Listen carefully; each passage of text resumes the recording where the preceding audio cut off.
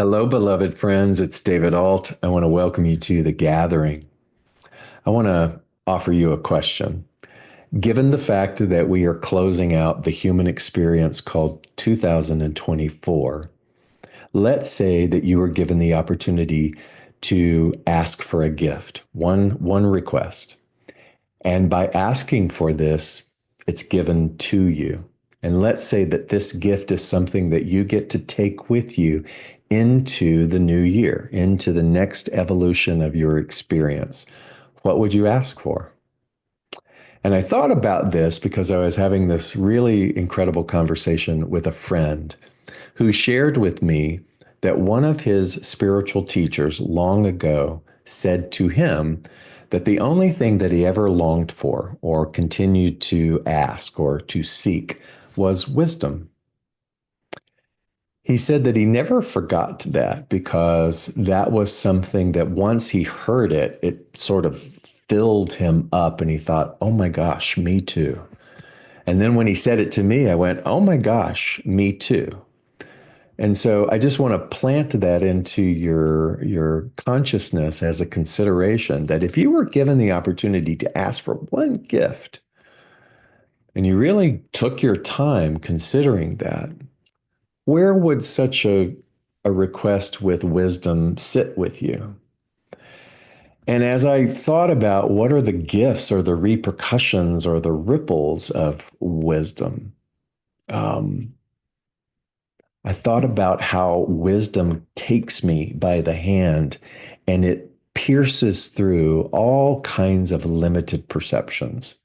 It takes me on journeys of understanding and re-examination, looking deeper at things that I had sort of put a period on and kind of adding a comma to it, going, oh, yeah, really what you were doing was you were creating something stagnant and finite when all the world is infinite. Everything that you perceive has deeper and deeper layers. That's what wisdom brings. And so I was thinking, yeah, okay, that would be my request as well. I would want to request that wisdom come and not wisdom that has any kind of restrictions to it, but only asks that I cooperate when it shows up. And as I've been thinking about that this week, it's silly things have entered into my mind. And one of them was the idea of cliches. And so a cliche, as we understand it, is something that is repeated so often that it feels as though it doesn't add anything fresh to the conversation, or it feels a little lazy, perhaps, if we are using that either in our conversations or our teaching or our examples. And yet, the beauty of a cliche, if we bring a little bit of wisdom into it, is what has made it stick. What has made a cliche last so long, sometimes enduring ages of civilization and learning and knowledge. And I think that one of the things that's so beautiful about a cliche is it does hold a kernel of truth. And that's why generations and many people continue to repeat it. And one of the cliches that sort of popped out as I was contemplating this gift of wisdom was the one that says, people enter into our lives for a reason, a season, or a lifetime. You've probably heard that so many times by now, right? It's a little contemporary when you think about longevity, but still, you've probably heard it before many, many times. People enter our lives for a reason, a season, or a lifetime. Sort of these connections, this lineage of connections that we have had. And so when I think about that, and I think of it as perhaps a cliche, one of the things that I've never really thought about that came with my willingness to receive wisdom for all things was the fact that unbeknownst to me, I had categorized those three things, one being less valuable and one being more valuable. And so, can you guess where my categorizations were. So I looked at a reason, a season, or a lifetime, and I immediately thought of the lifetime people as the most valuable, the most sacred.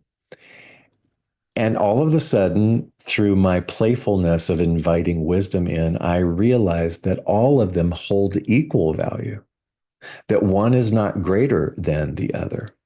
And the beauty of that and the power of that is that by being willing to see them at a level playing field, then I'm not pressuring one degree of my connections over the other. I'm seeing all of them as gifts.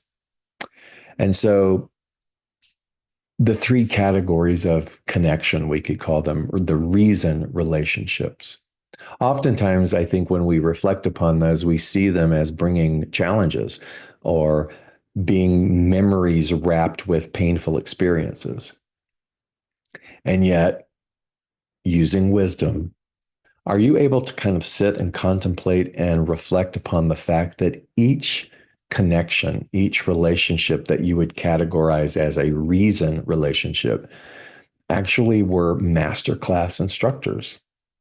They were teachers of everything from resilience to forgiveness to what it means to really understand self, the care of self, the strengthening of our own resolve, the thing that pulled us into learning what a true value system was. And so, what did those reason relationships teach me? And so there's an opportunity to sit and to like have a whole section in a journal, if you will, where you label it reason relationships. And you just start listing the multitude of people that just came in like meteors and created something within you. And to be able to be willing to see the value and the gratitude in that. Season relationships. People come into our lives for a reason, a season, or a lifetime. So the season, the middle relationships, they're temporary, yet transformative. Often they are aligned with specific phases of our life. Let's even say that each of them have a precision with their exit and their purpose. They're entering with a precision and a purpose, just like natural seasons, like examples of friends in school, colleagues at a pivotal job. Maybe they're no longer in your life, but at the time, in the season of that life, they were critical for some development, for some major life altering lessons that moved you in a trajectory of your dharma, your purpose for being. And so, can you see that without them, things could have been very different? Journal, season relationships. Who were those people? How did they set the stage? And then taking a moment to offer gratitude or to uncover new ways of seeing just how impactful that person was or persons were. And then lifetime relationships. It's easy to see them as the deep, enduring bonds that have weathered time and change. They have provided support. They are, for example, family members, lifelong friends, a partner. And yet, here's the interesting thing about lifetime relationships is that they hold a challenge where the other two don't. Can you see what that challenge might be? Well, with lifetime relationships, there is the possibility of cultivating a fear of losing them. And in the cultivation of the fear of losing them, we enter into a form of suffering, as the Buddhists call clinging, grasping, and craving. The clinging, grasping, and craving participation in life is a whole level of attachment that is sometimes so nuanced that we're not even aware that it is there. And so when we have those lifetime relationships, there can be an undercurrent of clinging, grasping, and craving and expectation, if you will, that we will lose them. And strangely, that can affect our behavior with them. We might not be as present with them. We might not be as appreciative of them or even expressive to them because there's sort of a false assumption that they will always be there, but also, too, a sort of mental censoring where we go, oh my God, I have to change or alter my behavior for fear of losing these lifetime relationships. So it's this whole bundle of weirdness that doesn't really exist in the other two. And I kind of went off on this whole examination of this one little cliche just by invoking that the only thing that I really wanted, if I had to call it a wanting, was deeper wisdom for the rest of my life. I just want to be open and available to deeper wisdom. It's like, hang on. And so I want you to imagine that this whole contemplative process of this one cliche has lasted me for days, which is just an example of a piece of the gift, a piece of the request of that wisdom. So to go and to hear and go, oh my God, each of these have equal importance, shifts my perception. It shifts my ability to actually genuinely cherish all of the personalities that I have interfaced with, no matter what the storyline is. It even brings upon a little bit of Shakespearean wisdom, if you will, because I was thinking about from the play As You Like It, when Shakespeare wrote that all the world's a stage. All the world's a stage, and all the men and the women are merely players. That means that the reason, season, and lifetime, they're all players upon the stage of our soul's journey. And each of them are contributing to the story.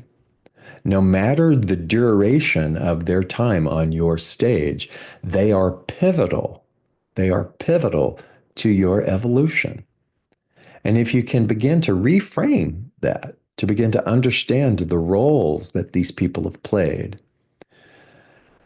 to begin to not hold resentment or grudges or lingering disappointments about how someone didn't do something when they were a player on your stage is immensely freeing and healing. It's kind of like finding gratitude for the entire cast. The entire cast of the people that have been a part of your cosmic and your human play, the duality of that play that's been going on since you entered into this experience.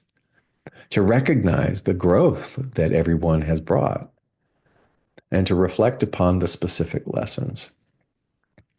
And so, as you enter into this final closing of this human experience called 2024, I also believe strongly that how we exit something is how we enter something. And imagine if you took the time. Mm, imagine if you took the time, really took the time to invoke wisdom into your exiting rather than waiting till December 31st to do something just because that's customary, but to really take the time of this season of sort of slowing down, the season of silence, the season of regeneration. And you brought an entirely different focus and intentionality with that. Understanding by offering so much of yourself to this process that that's reflective of how you emerge. And even though we know that time is relative and it's a human concept, still we're in this human game. So why not use it? Why not use this time at the close of 2024 to really begin to re-examine all of the players on your stage and to know that, as another wisdom teacher once said, how I do anything is how I do everything. And if I've been very half-hearted about my exiting and my entering, what would it be like if I brought wholeheartedness to that? And that's what I want to encourage you to do as we go on this final journey of December of 2024 together. I want you to begin to play with the idea that you've been given the opportunity to request wisdom. And I want you to look at the all pervasive beauty and power of that. May you accept that gift. May you provide space for that gift. May you be open and receptive to how you are worthy of that gift. And may we begin to journal, to reflect in a new way of all of those connections of the people, the personalities that have been with us for a reason, a season, or a lifetime.